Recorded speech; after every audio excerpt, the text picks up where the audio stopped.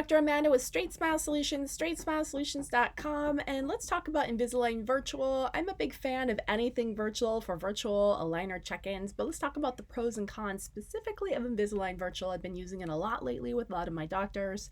I've also been using in-hand dental. I've also used dental monitoring in the past.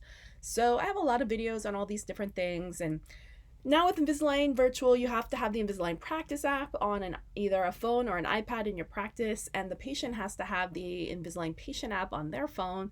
They're going to go ahead and use their little retractors. They're going to put their aligners in, snap a picture on a regular frequency, or a series of photos with the aligners in and the aligners out. That's going to get uploaded to your dashboard. You're going to get an alert. You can either look at it in your regular Invisalign portal, your Clincheck portal, or you can look at it within the app. So it's easy.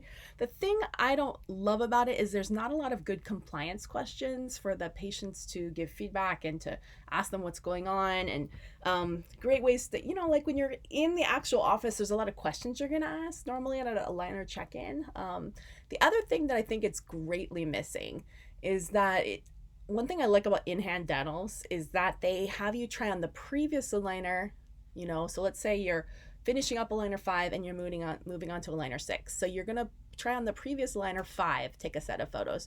You're also going to try on aligner 6, take a set of photos, and then you're also going to do it without. And this is really, really helpful, because too many times when I see aligner check-ins, I'm like, well, is it the end of their course and they think this is fitting and this is just not tracking, or do they just put the new one on and they just haven't taken the time to munch it down yet because it's clearly not tracking? So this kind of eliminates all the confusion, because as I always tell you guys, you should never ever switch the aligner if the previous aligner wasn't fitting. If the previous aligner wasn't fitting, you don't move to the new aligner. If anything, you stay in that aligner a little longer, you go back to the previous aligner.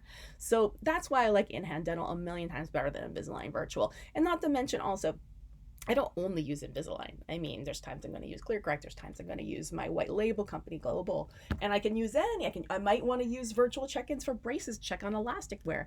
I might want to use virtual check-ins for retainer checks to see how that thing was finally sitting down, or if it was rocking to see if it finally got seated. I might want to use virtual check-ins for expander check-ins. I mean, there's so many different ways, and you can only use it with an actual active Invisalign patient. So if you get your whole practice on one check-in app that's affordable, it's much easier for your practice to run, because if you have some on one app and some on the other app, it's getting awful confusing in your practice. So that's why I like it. So I just wanted to clarify that. And I think right now they have a really affordable introductory price of around $150 per month for up to 30 patients. It might only be if I refer you.